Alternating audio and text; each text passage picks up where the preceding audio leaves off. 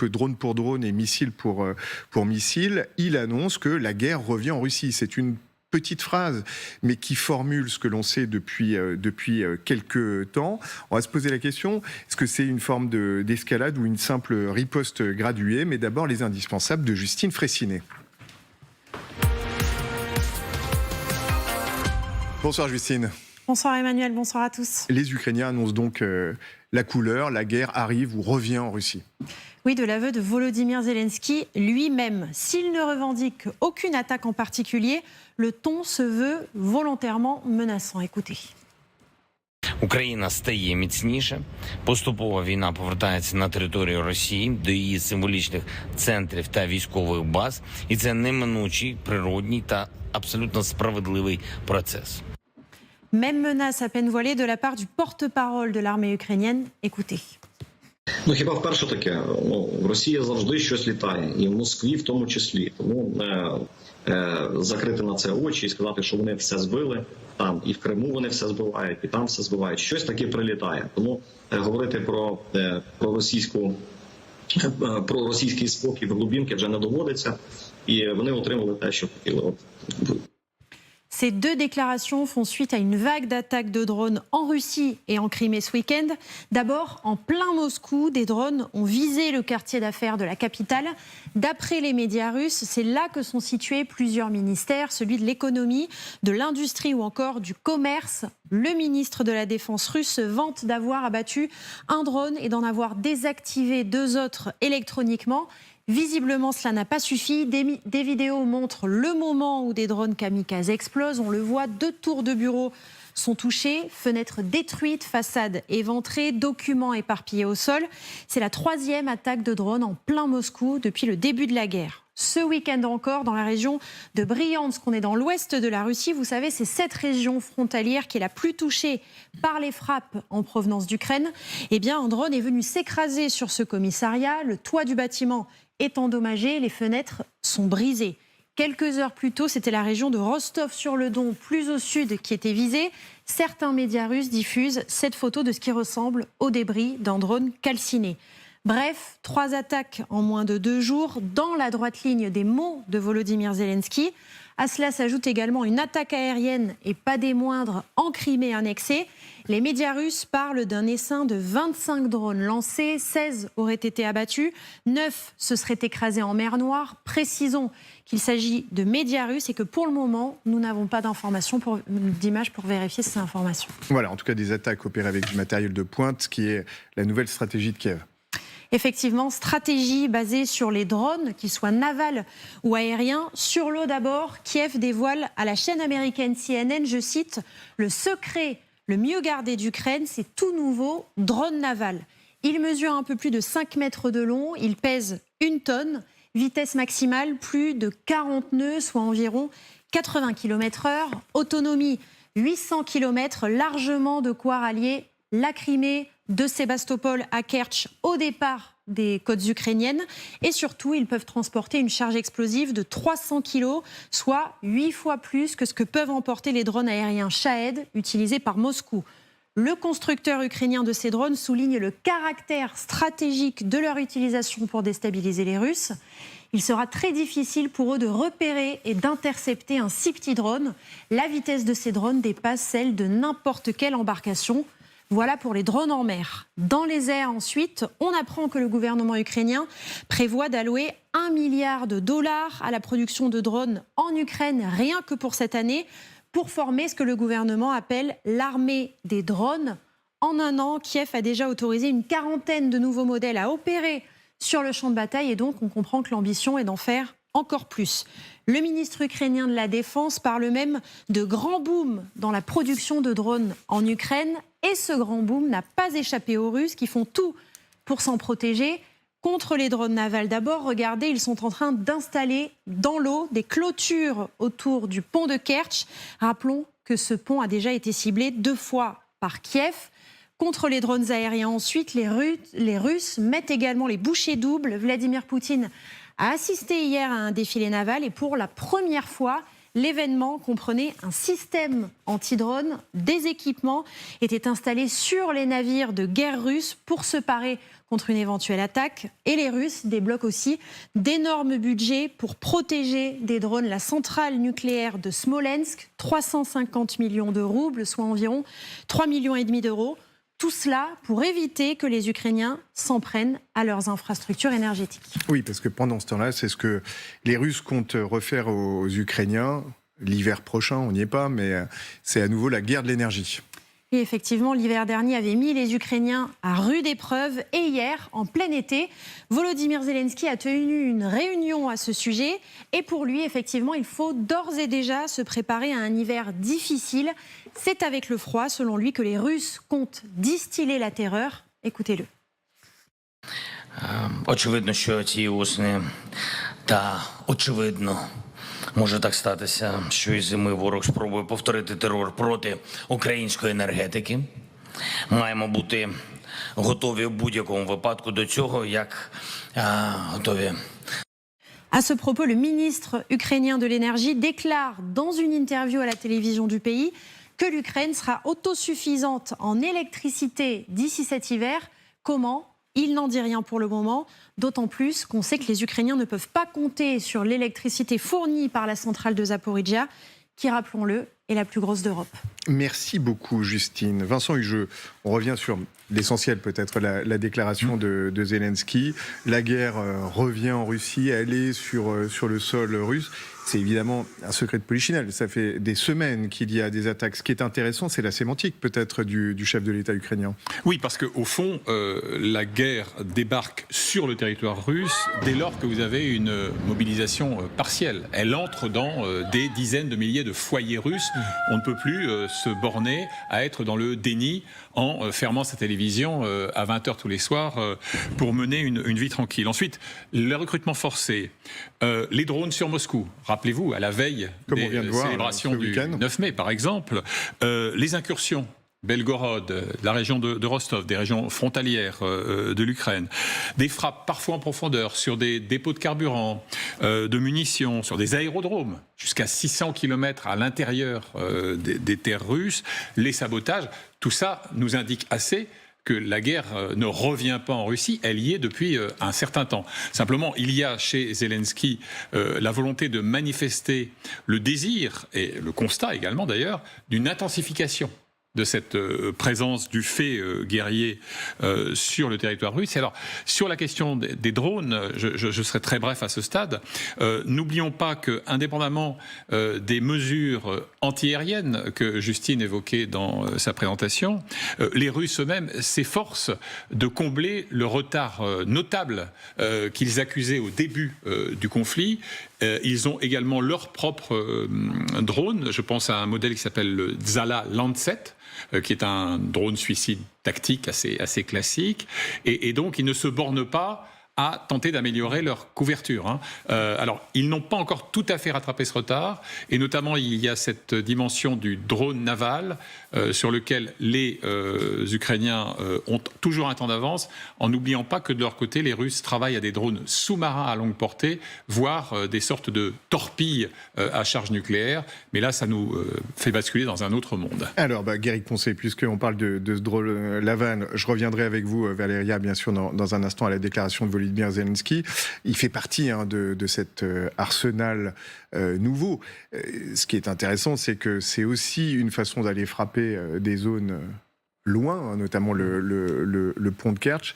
C'est aujourd'hui 5 mètres de long, petit engin, disent les Ukrainiens, donc difficile, furtif, difficile à repérer. Ça peut être une arme importante dans les temps à venir ? Oui, on l'a déjà vu sur des modèles précédents de ces drones navals qui avaient fait énormément de mal aux forces russes et aux navires russes en mer Noire. Mais ce qui est intéressant, c'est que là, visiblement, il y a un petit peu plus d'électronique à bord, il y a un petit peu plus de moyens et puis une charge explosive plus importante qui permettrait d'ouvrir des brèches plus importantes aussi dans les coques des navires qui sont épaisses, parce que c'est des navires d'ancienne génération avec un blindage extrêmement épais et presque sur le modèle de nos cuirassés à l'ancienne. ancienne. Et donc le but ici, c'est vraiment de faire de la communication, puisque finalement, ce type d'informations, normalement, on les garde un peu secrètes. Et là, ouvrir les portes à CNN, c'est vraiment envoyer un message aux Russes pour dire, maintenant, les drones navals et toutes vos forces dans la mer Noire vont devoir craindre ce nouveau modèle-là. Alors, vous avez prononcé le mot mer Noire, puisque dans le fond, parler de drones navals, c'est pour dire mer Noire, c'est sans doute pour dire pont de Kerch en filigrane, c'est dire on va attaquer, pourquoi pas des bâtiments qui sont stationnés à Sébastopol en ce moment. C'est une façon de dire, et là on revient à ce que disait Zelensky, nous irons là où vous êtes, et maintenant on l'assume complètement. D'ailleurs, le pont de Kerch, c'est très intéressant. En octobre, la première attaque, il n'y a pas de revendication, il y a un silence du côté de Kiev. Et la deuxième attaque qui a eu lieu il y a quelques semaines, cette fois-ci a été revendiquée immédiatement. Il y a une forme d'évolution dans la doctrine, en tout cas dans la façon, à un moment, d'assumer qu'on va attaquer les Russes là où ils sont. Les revendications sont très récentes. En effet, il y a eu des attaques. Ça fait un peu plus de 6 mois maintenant qu'il y a quelques points d'attaque, et notamment les dépôts de munitions, les dépôts de carburant, mais jamais revendiqués. Aujourd'hui, c'est complètement assumé. Zelensky, quand il dit la guerre revient à la Russie, il parle de l'effet boomerang, entre guillemets, et surtout, il dit c'est naturel et légitime. Donc, ça veut dire que aussi, il s'est mis d'accord avec ses alliés qui étaient complètement opposés. Ils utilisent uniquement du matériel ukrainien, d'ailleurs, pour cette raison, systématiquement, pour éviter de rendre co-belligérants les partenaires occidentaux. Joe Biden a toujours été clair là-dessus, et d'autres alliés. Ne pas utiliser du matériel, par exemple, américain pour frapper en profondeur. Tout à fait, mais aujourd'hui, aucun des alliés ne dénonce ces attaques, qu'elles soient furtives ou massives. Personne ne dit qu'il n'aurait pas dû le faire. Et donc, ça vient asseoir le sentiment de guerre dans la population russe, alors qu'on leur a vendu une opération spéciale sur le territoire ukrainien. Donc, il n'y a plus d'opérations spéciales sur le territoire ukrainien. Il y a bien 2 belligérants qui se battent l'un contre l'autre, et la Russie subit les pertes, elle aussi, jusqu'à Moscou. Et puis, ça en dit long sur la capacité de la Russie à protéger son territoire. Il y a eu les drones, admettons que ce soit compliqué à déceler, mais il y a eu quand même des hélicoptères, ce qui n'est pas anodin comme engin, qui traversaient la frontière pour attaquer des dépôts de carburant en Russie. Donc la Russie n'est pas capable de se protéger aujourd'hui, en tout cas, de cette façon de terroriser, parce que c'est ça que cherchent aussi les Ukrainiens. Oui. Il faut, on voit là les dernières images de Zelensky avec Joe Biden, il faut un aval des alliés. Alors évidemment, on pense aux Américains en premier, pour que, d'une façon aussi décomplexée, Volodymyr Zelensky annonce aujourd'hui la guerre revient en Russie, et ça ne pose pas de problème. Il y a encore quelques mois, c'était une ligne rouge infranchissable. Je pense qu'il y a 2 choses. La première, déjà, c'est que finalement, dans leurs attaques sur le territoire russe, les Ukrainiens font quand même attention à ce qu'ils font. La première des choses, c'est que toutes les cibles qui sont frappées, en fait, sont toujours des cibles qu'on peut considérer légitimes d'un point de vue du droit de la guerre. Des ministères à Moscou, Moscow City, ce qui s'est passé ce week-end, des stocks de carburant, des infrastructures énergétiques, des bâtiments de l'armée ou des bases ou de la police. Donc en fait, il y a déjà de ce point de vue-là, en fait, toutes les cibles peuvent être considérées comme légitimes dans le cadre d'un pays en guerre. La deuxième chose, c'est qu'effectivement, ces frappes, pendant très longtemps, n'étaient pas vraiment assumées. Je pense qu'il y avait d'une part, effectivement, une certaine pression occidentale pour leur dire sans doute d'y aller un peu mollo, on va dire. Mais aussi, c'était aussi lié, je pense, à l'inquiétude sur la réaction de la Russie. Or, ce que l'on a pu constater depuis des mois, et pas que par rapport d'ailleurs aux frappes ukrainiennes sur le territoire russe, c'est qu'on peut parler aussi des livraisons d'armes occidentales, c'est que finalement, les Russes ont très peu de capacité de réaction, c'est-à-dire qu'ils vont par exemple bombarder un peu plus les villes, mais je dirais qu'en termes d'échelle, en fait ça change pas grand-chose, c'est terrible pour les civils, mais si vous voulez, en fait toutes les lignes rouges qui avaient été dressées par le Kremlin lui-même, en fait finalement on s'aperçoit que c'était un petit peu un feu de paille et finalement un petit peu illusoire, et donc effectivement dans ce cadre-là, c'est aussi ça qui finalement donne un peu plus de confiance aux Ukrainiens, d'autant plus qu'ils ont reçu pas mal de matériel aussi anti-aérien de la part des Occidentaux, ce qui leur permet non pas d'être complètement sécurisés, mais au moins d'avoir créé certaines bulles de sécurité autour de certaines villes. Donc c'est aussi ça qui leur permet finalement d'être un peu plus sereins et un peu plus offensifs par rapport à leur discours. Un clip que vous n'avez peut-être pas vu, qui est aussi une façon d'assumer ça, c'est le clip du ministère de la Défense ukrainien que je vous laisse découvrir. Regardez, il débute comme une sorte d'affreux dessin animé, puisque vous voyez ce jeune Ukrainien au milieu de son pays ravagé, avec pour seule couleur ce drapeau et des dessins qu'il avait fait avant la guerre. Et regardez ce qui suit, c'est particulièrement intéressant. Il plie ce dessin, il en fait un avion qu'il lance vers les frontières russes, bien entendu, et regardez cet avion coloré qui a l'air inoffensif et qui se transforme en passant à travers les nuages en drones, des drones qui partent en direction, bien entendu, de la Russie. Et la fin est particulièrement intéressante parce que, regardez, ces drones imagés arrivent sur des points qui ont été, Vincent Hugeux, des cibles réelles de ces derniers temps. On a bien compris la symbolique extrêmement puissante dans ce petit clip du peuple et de l'enfance brisée qui se retourne vers l'agresseur. Alors c'est une exaltation de l'ingéniosité ukrainienne dans l'adversité, et c'est vrai que dès le début, on a vu avec quel talent ils pouvaient militariser des drones civils qu'on peut trouver dans le commerce, d'ailleurs dont certains venaient de Chine pour le coup. Et là, il y a un autre message à mon sens dans la fin du clip, 24 c'est qu'on sait très bien 1 an et demi de guerre. que ce qui pose problème en termes de défense antiaérienne, c'est quand vous avez ce qu'on appelle des essaims de drones. C'est-à-dire 1-2 drones. Alors, si vous avez des contre-mesures électroniques, vous pouvez essayer de le pirater, de brouiller son système de guidage, très bien. Si vous avez des essaims de 30, 40, 50 drones, paradoxalement, ça peut surprendre nos téléspectateurs, c'est beaucoup plus difficile à intercepter que si vous avez un missile, je dirais, tactique classique. Bon. Et donc, c'est sans doute aussi ça que veulent les Ukrainiens, c'est ne pas perdre l'avantage comparatif qui a été le leur en termes de novation technologique. Et l'autre message, vous venez juste de le voir, c'est 24 août. Alors pourquoi 24 août ? Ce sera très précisément les 1 an et demi de ce conflit qui a débuté le 24 février 2022. Et là, le ministère de la Défense ukrainien promet des attaques très importantes ce jour-là sur le territoire russe. Il y a aussi un effet psychologique que tout le monde voit, bien sûr. Clairement, parce que normalement, quand on veut vraiment réussir quelque chose, on le tait. Quoique, avec Poutine, on avait l'annonce et la guerre quand même. Donc, tout est possible. Mais en l'occurrence, ce message-là, il dit beaucoup de l'ingéniosité, de fait qu'ils sont partis de rien. Et aujourd'hui, ils sont non seulement capables de défendre leur territoire avec l'aide et l'apport du matériel occidental, mais aussi qu'ils sont capables de créer quelque chose sur place, alors même qu'une grande partie de la population a fui, que l'économie ukrainienne ne va pas très bien, qu'approvisionner l'Ukraine en matériel autre que le matériel militaire et l'aide humanitaire, c'est compliqué. Je veux dire, commercialement, commercer avec l'Ukraine, c'est pas une évidence aujourd'hui. Donc, malgré tout cela, ils arrivent à s'en sortir, ils arrivent de créer de rien des choses qui sont finalement assez efficaces et menacer clairement les Russes en disant non seulement on a un avantage aujourd'hui sur le terrain, mais en plus on va avoir un avantage sur votre territoire, dans les airs, et on lâchera rien tant qu'on n'aura pas obtenu de résultat. C'est le message à envoyer aujourd'hui. Et quand vous cumulez tous les messages qu'on a énoncés depuis le début de cette émission, on voit bien que les Ukrainiens veulent obtenir plus que la négociation d'ici Noël. Alors, 24 août, 1 an et demi de guerre. Et c'est aussi une date. le jour de la fête nationale. Et j'allais ajouter, c'est la fête nationale ukrainienne, 24 août 1991. C'est le moment où l'Ukraine devient indépendante.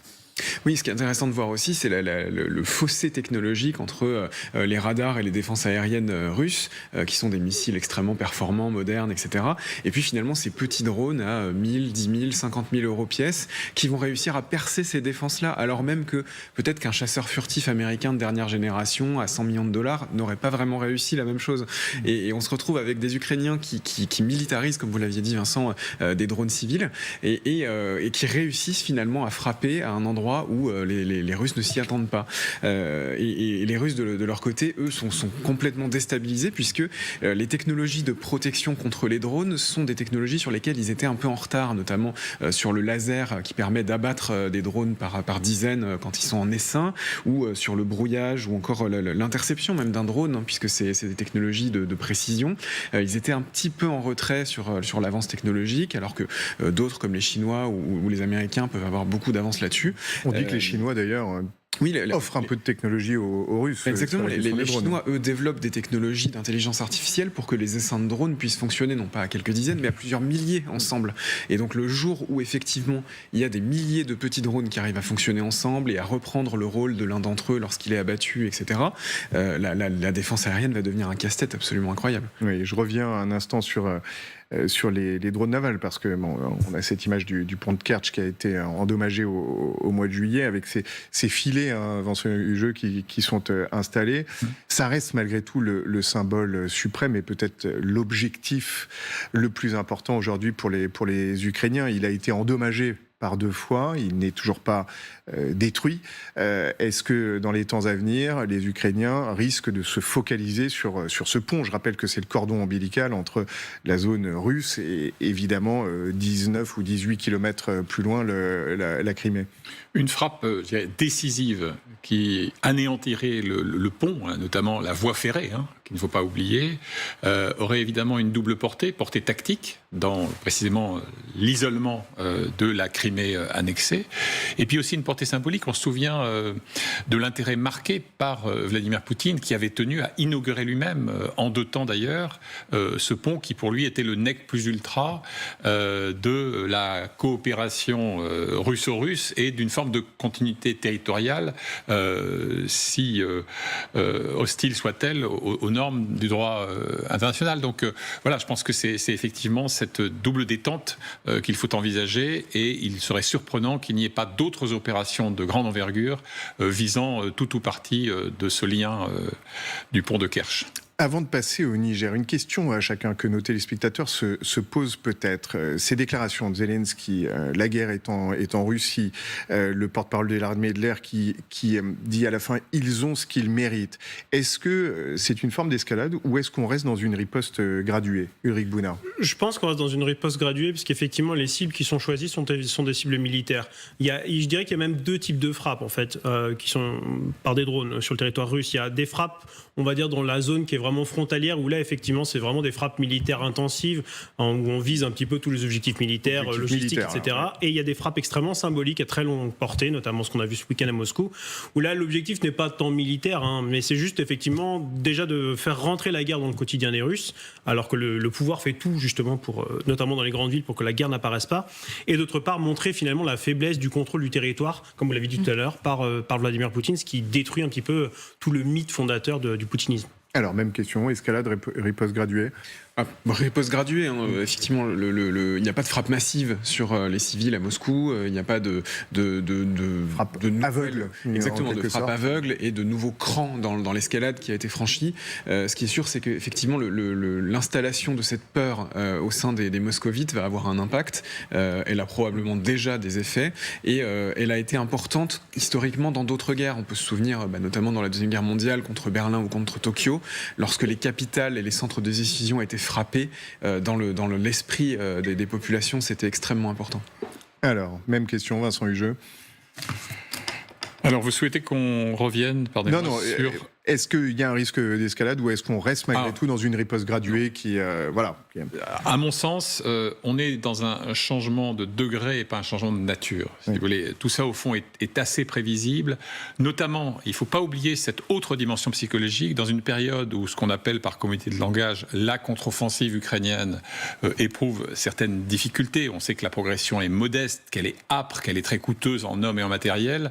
Rester, je dirais, à l'offensive, pas seulement sur le terrain militaire, mais aussi dans la rhétorique, ça a pour vocation aussi de soutenir le moral des combattants qui sont durement éprouvés et de leurs familles, des populations civiles. Valéria Faure-Muntian, pour conclure là-dessus, j'imagine que vous allez me dire qu'il s'agit bien sûr d'une riposte graduée. Moi, je dirais, au-delà de cela, l'Ukraine teste les défenses russes. Ils profitent du fait qu'il n'y ait pas de réponse pour voir jusqu'où ils peuvent aller, à quel point ils peuvent aller loin, sur quel type de cible, mais aussi ils testent, je pense, la capacité de leurs alliés à absorber, à digérer cette information. Donc ce n'est pas uniquement pour toucher les cibles, parce que les cibles stratégiques à la frontière, celle qui est alimentée, pour le coup, clairement, les troupes sur le terrain ukrainien, elles sont frappées depuis plusieurs mois maintenant. Les choses en profondeur et plus symboliques, c'est pour tester les réactions russes, mais peut-être aussi pour tester les réactions occidentales. Donc oui, c'est un changement, mais il reste quand même maîtrisé. Ce n'est pas une guerre aveugle. Et puis c'est surtout, l'Ukraine n'a aucun intérêt à le faire, de peur de perdre ses alliés d'une part, et d'autre part, ils ont toujours l'envie d'être européens et otaniens, et devenir sauvages ne leur rendra pas service dans cette avancée.